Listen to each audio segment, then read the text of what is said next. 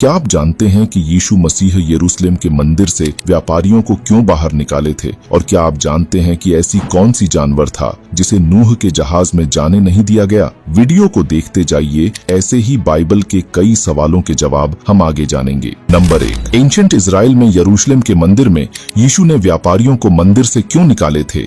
दरअसल एक दिन जब यीशु अपने चेलों के साथ यरूशलेम के मंदिर में पहुंचे तो मंदिर परिसर में व्यापारियों और मुद्रा परिवर्तकों को लेन देन करते हुए देखे। इसके साथ व्यापारी धार्मिक बलिदान के लिए जानवरों को बेचकर अनुचित विनिमय दरों पर मुद्रा वसूल रहे थे। तो यीशु इस बात से क्रोधित हुए और यीशु ने अधिकार के साथ मुद्रा परिवर्तकों की मेजें पलट दिए और व्यापारियों को निष्कासित कर दिए और शास्त्रों का हवाला देते हुए कहे कि मंदिर का उद्देश्य ईश्वर की प्रार्थना और आराधना करने के लिए होना चाहिए, न कि व्यापार करने के लिए। यीशु का यह कार्य न केवल भ्रष्टाचार और अभाव के विरुद्ध विरोध था, बल्कि मंदिर के शास्त्रियों पर एक जोर का तमाचा था कि कैसे उन्होंने परमेश्वर के मंदिर में ये सब होने दिया। नंबर 2, क्या आप जानते हैं कि मूसा ने परमेश्वर यहोवा से उनके चेहरा दिखाने के लिए विनती किए थे? दरअसल बात उस समय की है जब मूसा घने बादल में लिपटे माउंट सिनाई की चोटी पर परमेश्वर यहोवा के सामने से गुजरने का इंतजार कर रहे थे। तब दृढ़ और श्रद्धापूर्ण आवाज में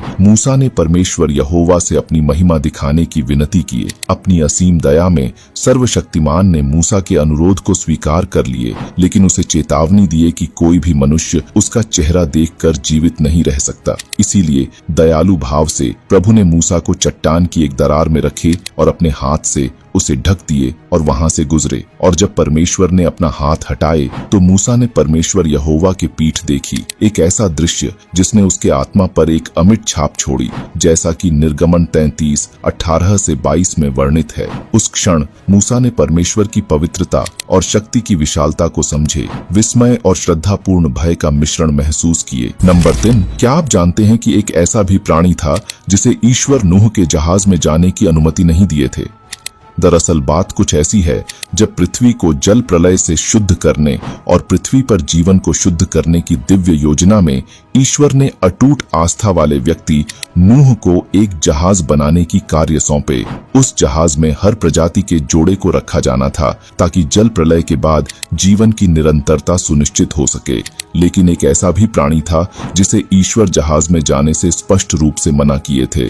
वह प्राणी अंधकार में गिराया गया, अंधकार का राजा जो हिंसा में लिप्त था और बिना पश्चाताप के पाप करता था, जिस कारण से उसे जहाज के बाहर ही रखा गया।